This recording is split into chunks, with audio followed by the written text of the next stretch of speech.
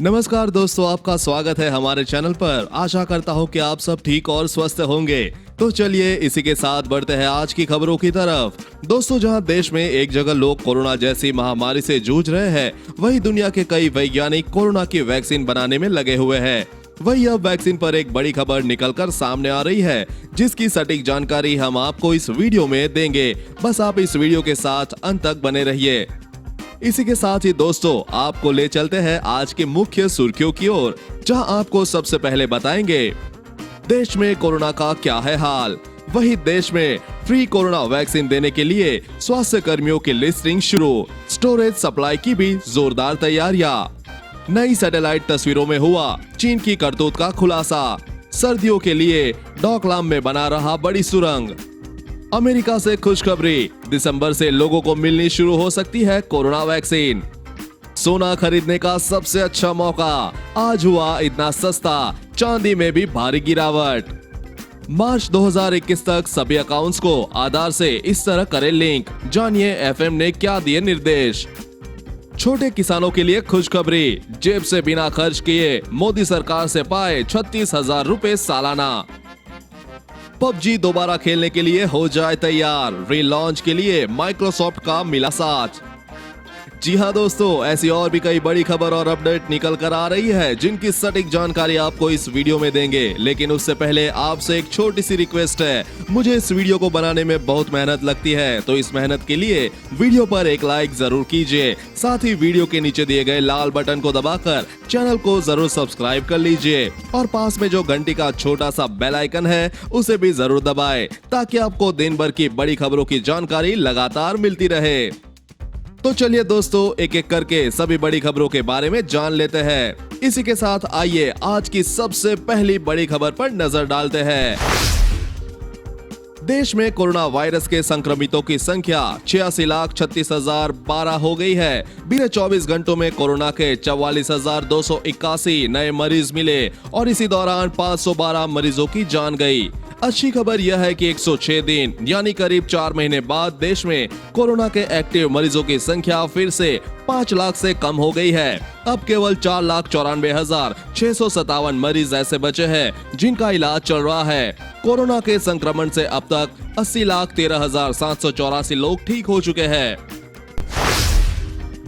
Corona virus संकट के बीच सीमा पर चीन अपनी हरकतों से बाज नहीं आ रहा है। पूर्वी लद्दाख में वास्तविक नियंत्रण रेखा पर चीन लगातार अपनी सैन्य गतिविधियों को अंजाम दे रहा है। हाल ही में सामने आई सैटेलाइट इमेज बताती है कि चीन ने डोकलाम पठार में अपनी सड़क निर्माण गतिविधि को आगे बढ़ा दिया है। मीडिया रिपोर्ट के मुताबिक चीन ने उस क्षेत्र पर हर मौसम में अपनी पहुंच बनाने के लिए एक टनल का निर्माण किया है, जहां भारत और चीन 2017 के स्टैंड ऑफ में शामिल थे। विशेषज्ञों ने बताया कि डोकलाम पठार की पूरी तरह से सर्दियों के महीनों के दौरान बर्फ से ढका रहता है, जिससे वहां गश्त करना बड़ी चुनौती है। हार मानने को तैयार नहीं रिपब्लिक, पोम्पियो बोले ट्रंप प्रशासन के दूसरे कार्यकाल के लिए होगा सत्ता का हस्ताक्षरण। जी हां, अमेरिका के निवर्तमान विदेश मंत्री माइक पोम्पियो ने कहा कि देश में डोनाल्ड ट्रंप के नेतृत्व वाले प्रशासन के दूसरे कार्यकाल के लिए शांतिपूर्ण तरीके से सत्ता का हस्ताक्षरण किया जाए। इसके साथ ही उन्होंने इस बात का संकेत दिया है कि उन्होंने राष्ट्रपति पद के चुनाव में जो बाइडेन की जीत और निवर्तमान राष्ट्रपति ट्रंप की हार स्वीकार नहीं की है। पोम्पियो ने कहा, ट्रंप प्रशासन के दूसरे कार्यकाल के लिए शांतिपूर्ण तरीके से सत्ता का हस्तांतरण किया जाएगा। हम तैयार हैं। दुनिया देख रही है कि यहाँ क्या हो रहा है। हम हर एक वोट की गिनती करने वाले हैं। मोजाम्बिक क्यों, इस्लामिक स्टेट के आतंकियों ने काट डाले 50 लोगों के सिर। जी हां, दक्षिण मोजाम्बिक में एक खौफनाक मंजर देखने को मिला है। इस्लामिक स्टेट के आतंकियों ने एक गांव के 50 लोगों के सिर कलम कर दिए। यहां दजन्य हत्याकांड गांव के एक फुटबॉल मैदान में किया गया। सिर्फ इतना ही नहीं, मरने वाले लोगों के शरीरों के टुकड़ों में काटकर जंगलों में फेंक दिए गए। गांव की महिलाओं का अपहरण कर लिया गया। मोजाम्बिक के कैम्बो डेलगाडो राज्य के नाजबा गांव में यह दुर्हद घटना हुई है। अमेरिका की एक कंपनी ने दावा किया है कि उनकी बनाई वैक्सीन कोरोना वायरस पर 90% प्रभावी और अगर इससे मिले आंकड़ों की पुष्टि हो जाती है तो दिसंबर से अमेरिकी नागरिकों में टीका बांटने की योजना बनाई जा रही है। स्वास्थ्य सचिव एलेक्स अजार ने कहा कि फाइजर इंक अपने कोविड-19 वैक्सीन परीक्षण से मिले शुरुआती सकारात्मक आंकड़ों को स्वास्थ्य नियामकों को जल्द से जल्द सौंप सकता है, जिसके बाद अमेरिकी सरकार ने दिसंबर में अमेरिकियों का टीकाकरण शुरू करने की योजना बनाई है। देश दुनिया में कोरोना वैक्सीन की स्टोरेज और सप्लाई नेटवर्क पर भी तेजी से काम होने लगा है। भारत में केंद्र सरकार के निर्देश पर राज्यों ने व्यापक तैयारियां शुरू कर दी है, तो उन स्वास्थ्य कर्मियों की लिस्टिंग भी होने लगी है जिन्हें सबसे पहले कोरोना का टीका लगाया जाना है, वो भी बिल्कुल फ्री। इसके लिए एक ऐप तैयार किया जा रहा है। वही एक्सपर्ट स्टोरेज और सप्लाई के मामले में भारत की सीमाओं और समस्याओं को भी इंगित कर रहे हैं। भारत में कोरोना वैक्सीन की स्टोरेज की व्यापक तैयारियां हो रही है। केंद्र सरकार के निर्देश पर सभी राज्य उचित संख्या में कोल्ड स्टोरेज की व्यवस्था कर रहे हैं। इसमें केंद्र सरकार भी राज्यों की मदद कर रही है। सोने और चांदी की कीमतों में लगातार हुई वृद्धि के बाद दोनों कीमती धातुओं के दाम में गिरावट दर्ज की गई है। इसकी वजह कोरोना वायरस वैक्सीन पर आ रही अच्छी खबरों को माना जा रहा है।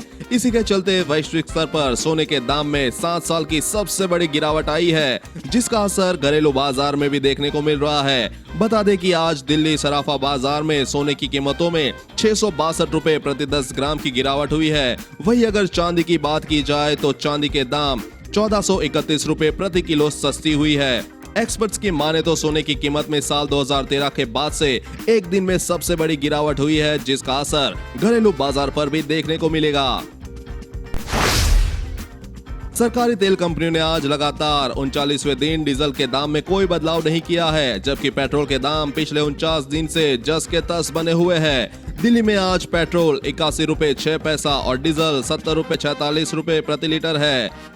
मुंबई में पेट्रोल 87 रुपए 74 पैसा और डीजल 76 पैसा प्रति लीटर है। कोलकाता में पेट्रोल 82 रुपीज 59 पैसा और डीजल 73 रुपीज 99 पैसा प्रति लीटर है। इसी तरह चेन्नई में पेट्रोल 84 रुपीज 14 पैसा और डीजल 75 रुपीज 95 पैसा प्रति लीटर है। अगर आपने अपने बैंक अकाउंट को आधार से लिंक नहीं कराया है तो आज ही करा ले। मंगलवार को वित्त मंत्री निर्मला सीतारामन ने बैंकों से यह सुनिश्चित करने के लिए कहा है कि 31 मार्च 2021 तक सभी खाते ग्राहकों के आधार नंबर से लिंक करा लिए जाए। उन्होंने कहा कि वित्तीय समावेशन की प्रक्रिया अभी खत्म नहीं हुई है और बैंकों को इससे अभी और आगे ले जाना होगा, तो इसके लिए सभी अकाउंट्स का आधार से लिंक होना जरूरी है। उन्होंने कहा कि अभी भी बहुत सारे ऐसे खाते हैं जो आधार से लिंक नहीं है, तो उनको 31 मार्च से पहले लिंक करा लिया जाए। पीएम किसान सम्मान निधि के अगर आप लाभार्थी है तो आपको केंद्र सरकार किसान क्रेडिट कार्ड और पीएम किसान मानधन योजना का भी लाभ दे रही है। मानधन योजना के लिए कोई दस्तावेज नहीं देना होगा। वही मानधन योजना से जुड़कर आप जेब से बिना खर्च किए 36,000 सालाना पाने के हकदार हो जाएंगे, जबकि पीएम किसान स्कीम से अब किसान क्रेडिट कार्ड यानी कि केसीसी को भी जोड़ दिया गया है। पीएम किसान के लाभार्थियों के लिए केसीसी बनवाना आसान हो गया है। पीएम किसान मानधन योजना के तहत छोटे और सीमांत किसानों को हर महीने पेंशन देने की योजना है, जिसमें 60 साल की उम्र के बाद हर महीने 3,000 रुपए यानी कि 36,000 सालाना पेंशन दी जाती है। यदि कोई किसान पीएम किसान सम्मान निधि का लाभ ले रहा है तो उसे पीएम किसान मानधन योजना के लिए कोई दस्तावेज नहीं देना होगा, क्योंकि ऐसे किसान का पूरा दस्तावेज भारत सरकार के पास है। पबजी खेलने वालों के लिए आखिरकार अच्छी खबर आ ही गई। अब आप अपने फेवरेट गेम को दोबारा खेलने की तैयारी कर लीजिए। पबजी ने दोबारा देश में रीलॉन्च की सारी तैयारियां पूरी कर ली है। डेटा प्रोटेक्शन के लिए पबजी ने दुनिया के दिग्गज टेक कंपनी माइक्रोसॉफ्ट के साथ हाथ मिलाया है। बहुत जल्द पबजी रीलॉन्च को लेकर आधिकारिक घोषणा हो सकती है। टेक वेबसाइट के मुताबिक पबजी ने भारतीय यूजर्स के डेटा को प्रोटेक्ट करने के लिए माइक्रोसॉफ्ट के क्लाउड सर्विस अजूरे को चुना है। पबजी की पेरेंट कंपनी फ्रंटन ने माइक्रोसॉफ्ट के साथ इस नए प्रोजेक्ट के लिए हाथ मिला लिया है। दोस्तों, आज की खबरों में बस इतना ही। अगर आपको भी ये खबरें अपने मोबाइल पर हर दिन चाहिए तो इस वीडियो के नीचे दिए गए इस लाल बटन को दबाकर चैनल को सब्सक्राइब कर लीजिए और साथ ही साइड में दिए गए इस घंटी को भी दबाएं। और अगर आपने ये वीडियो पूरा देखा है तो अपना नाम कमेंट बॉक्स में जरूर लिख भेजिएगा। फिर मिलते हैं कल। जय हिंद, धन्यवाद।